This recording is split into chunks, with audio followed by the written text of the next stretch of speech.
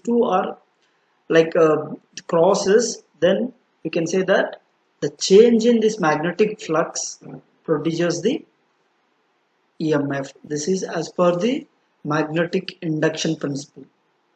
Okay, so this is the galvanometer which shows the production of the EMF. Okay, here the frequency term is also very important. The frequency, why we use the frequency is that the frequency is nothing but it is the like the number of cycles per second, means in 1 second how many cycles it will produce. So here the alternating like is sine wave is produced, but what is the magnitude or what is the frequency of this one, how much frequency we have, means here we are using the 50 hertz frequency, means 50 cycles are produced in 1 second. Okay, 50 cycles are produced in 1 second. So that is the major frequency.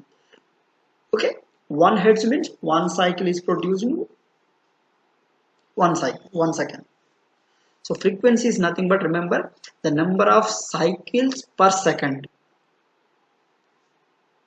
So this is the operation, you can clearly observe. So maybe you may be having that question that who is going to rotate this conductor here, right? So in our generation stations we have thermal generation, hydro generation, so like other we have, right, other like nuclear power generation. So everywhere the power, let us consider thermal power generation. In thermal power generation, like we know that the coal is the main source for the generation of electricity, right? Why we use the coal? Coal is generated to for the steam. Okay, so steam is for the turbine. So the turbine will take this responsible to rotate this conductor inside a alternator, or you can say the generator. Okay, so that is a very like different concept. You just remember this up to here. So now we have seen that how the AC is generated. Then how the DC is generated.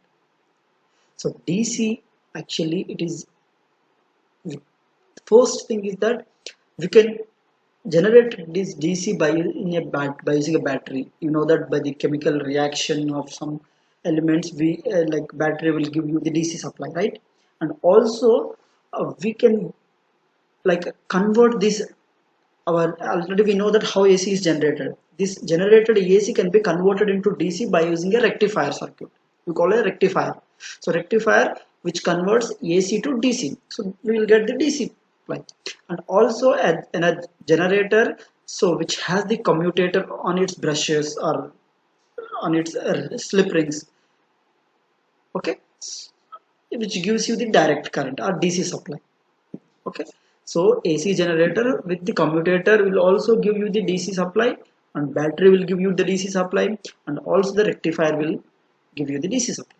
So these are the some sources of the DC how we generate it. Okay, so now we'll see the what are the basic differences between the AC and DC, as we are know that.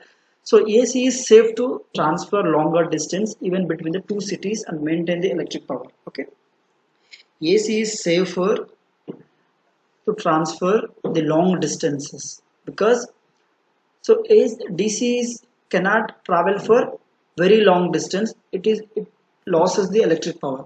So the reason is that, see, AC power supply generally, our power stations are, the power generating units are far away from the cities, right? So we need to transmit this generated power to the very long distances. So transmitting very high voltage DC, like high DC voltage is very like it is not safe. we, the more amount of losses will come across and the efficiency of the transmission gets decreased. Okay, so in the DC, the rotating magnetic causes change in direction of the electric flow. So I think just now we have seen the rotating, like how the rotating magnetic fields causes the change in the direction of electric flow. Here the steady magnetism makes the DC flow in a single direction. So here we have the rotating magnetic field. Either see, just now we have seen the conductor is rotating and the magnets are fixed. In either direction also we can show that the and conductor is fixed and the magnets are rotating. So we need to show that there is a change in flux. Then only EMF will be produced. Either way you can do that. Okay. Here the steady magnetism makes the DC flow in single direction. So here the frequency of AC is dependent on the country. So as we have just now seen, in AC only we have the term of frequency, because in AC only the signal or the current or the voltage or current will change with respect to time, but in the DC it will not change with respect to time. There is no change in the waveform. There is no change in the waveform means frequency is zero, where AC has the frequency. So frequency depends on countries. In India we are using 50 Hz frequency. The US uses the 60 Hz frequency. Depend country. So in AC the flow of current changes its period. Each every time it has its own magnitudes. Here at the time 0 you can see 0 magnitude. We have the rotating magnetic field. Either see, just now we have seen the conductor is rotating and the magnets are fixed. In either direction also we can show that the conductor is fixed and the magnets are rotating. So we need to show that there is a change in flux. Then only EMF will be produced. Either way you can do that. Okay. Here the steady magnetism makes the DC flow in single direction. So here the frequency of AC is dependent on the country. So as we have just now seen, in AC only we have the term of frequency, because in AC only the signal or the current or the voltage or current will change with respect to time, but in the DC it will not change with respect to time. There is no change in the waveform. There is no change in the waveform means frequency is zero, where AC has the frequency. So frequency depends on countries. In India we are using 50 Hz frequency. The US uses the 60 Hz frequency. Depend country. So in AC the flow of current changes its direction backwards periodically. So just now we have shown in the definition, AC is bidirectional. The flow of current is in both the ways, whereas in DC single direction. Okay.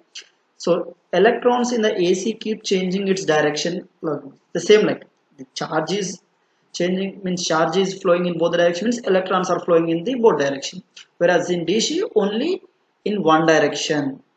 Okay.